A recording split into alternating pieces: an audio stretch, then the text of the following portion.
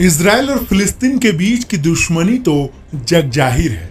इस जंग की जद में ईरान और लेबनान भी आ चुके हैं और इन देशों की तरफ से एक दूसरे पर ताबड़तोड़ हमले जारी हैं। लेकिन पश्चिम एशिया में जारी तनाव के बीच इजराइल ने पश्चिमी देश फ्रांस के खिलाफ मोर्चा खोल दिया है। मीडिया रिपोर्ट्स के अनुसार बेरूत के दक्षिणी उपनगर में फ्रांसीसी कंपनी टोटल इंजीनियर्स पर इजराइल ने हवाई हमला किया। इस हमले के बाद स्टेशन पर बड़े पैमाने पर आग लग गई।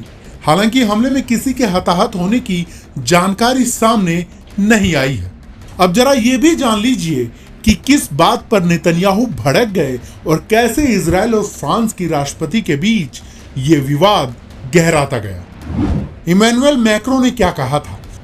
दरअसल फ्रांस के राष्ट्रपति इमैनुअल मैक्रों ने रविवार को एक वीडियो संदेश में गाजा के साथ साथ लेबनान में भी तत्काल युद्ध विराम का आह्वान किया था। मैक्रों ने कहा कि लेबनान की तरह गाजा में भी तत्काल युद्ध विराम आवश्यक है। हमें तनाव को बढ़ने से रोकना चाहिए, नागरिक आबादी की रक्षा करनी चाहिए, बंधक को मुक्त करना चाहिए और इजराइल और सभी की सुरक्षा के लिए आवश्यक राजनीतिक समाधान खोजना चाहिए। गाजा में उपयोग के लिए हथियारों के निर्यात को समाप्त करना चाहिए। हमें कूटनीतिक समाधानों पर वापस लौटना चाहिए। फ्रांस इजराइल का पक्का दोस्त है। नेतन्याहू ने किया पलटवार। इजराइल के खिलाफ हथियार प्रतिबंध की मांग कर रहे फ्रांसीसी राष्ट्रपति इमैनुअल मैक्रों को पीएम बेंजामिन नेतन्याहू ने कड़ा संदेश देते हुए कहा कि इजराइल हमारी और पूरी दुनिया की शांति और सुरक्षा के खातिर जीतने तक लड़ता रहेगा। नेतन्याहू ने कहा कि जो कुछ पश्चिमी देश इजराइल के खिलाफ हथियार प्रतिबंध की मांग कर रहे हैं वे कथित तौर पर आतंकवाद के साथ हैं। उन्हें आतंक की धुरी का साथ देने में शर्म आनी चाहिए।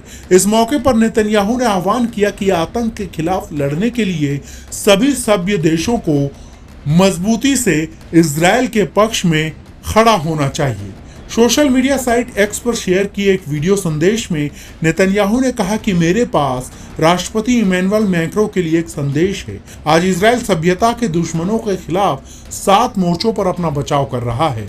उन्होंने कहा कि हम गाजा में हमास के खिलाफ लड़ रहे हैं, जिन वहशी लोगों ने 7 अक्टूबर को गाजा में लोगों की निर्मम हत्या की, दुष्कर्म किया और उनके सिर काटकर जला दिया। नेतन्याहू ने आगे कहा कि हम लेबनान में दुनिया के सबसे भारी हथियारों से लैस आतंकवादी संगठन हिजबुल्लाह के खिलाफ लड़ रहे हैं, जो हमारी उत्तरी सीमा पर 7 अक्टूबर से भी बड़े नरसंहार की योजना बना रहा था। इसके अलावा हिजबुल्लाह लगभग 1 साल से इजरायली कस्बों और शहरों पर हमला करता आ रहा है। हम यमन में हूथी, इराक और सीरिया में शिया मिलिशिया के खिलाफ लड़ रहे हैं, जिन्होंने मिलकर इजराइल के खिलाफ सैकड़ों ड्रोन और मिसाइल हमले किए हैं। उन्होंने कहा कि हम यहूदियों और सामरिया में आतंकवादियों के खिलाफ लड़ रहे हैं, जिन्होंने हमारे नागरिकों की हत्या करने की कोशिश की। हम ईरान के खिलाफ लड़ रहे हैं, जिसने पिछले सप्ताह सीधे इजराइल पर 200 से अधिक बैलिस्टिक मिसाइलें दागी थी। नेतन्याहू ने फ्रांसीसी राष्ट्रपति को संदेश देते हुए आगे कहा कि जहां सभी सभ्य देशों को इजराइल के पक्ष में मजबूती के साथ खड़ा होना चाहिए, वहां फ्रांस के राष्ट्रपति मैक्रों और कुछ अन्य पश्चिमी नेता इजराइल के खिलाफ हथियार प्रतिबंध की मांग कर रहे हैं। उन्हें शर्म आनी चाहिए। नेतन्याहू ने आगे पूछा कि क्या ईरान, हिजबुल्लाह, हूथी, हमास और उसके अन्य प्रतिनिधियों पर हथियार प्रतिबंध लगा रहा है? बिल्कुल नहीं। उन्होंने कहा कि आतंक की धुरी एक साथ खड़ी है, लेकिन जो देश कथित तौर पर इस आतंक की धुरी का विरोध करते हैं वह इजराइल पर हथियार प्रतिबंध की मांग करते हैं। नेतन्याहू ने आगे कहा कि इजराइल उनके समर्थन के साथ या उसके बिना जीत जाएगा, लेकिन युद्ध जीतने के बाद भी उनकी शर्मिंदगी जारी रहेगी, क्योंकि इजराइल उन लोगों के खिलाफ सभ्यताओं की रक्षा कर रहा है जो हम सभी पर कट्टरता का काला युग थोपना चाहते हैं।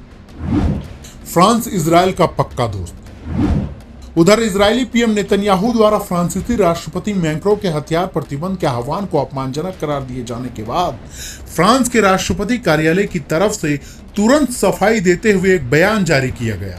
बयान के मुताबिक मैक्रों के कार्यालय ने कहा कि फ्रांस इजराइल का पक्का दोस्त है। मीडिया रिपोर्ट के मुताबिक एलिसी ने इस बात पर जोर दिया कि राष्ट्रपति मैक्रो इजराइल की सुरक्षा का समर्थन करते हैं और इसका प्रदर्शन करते हैं।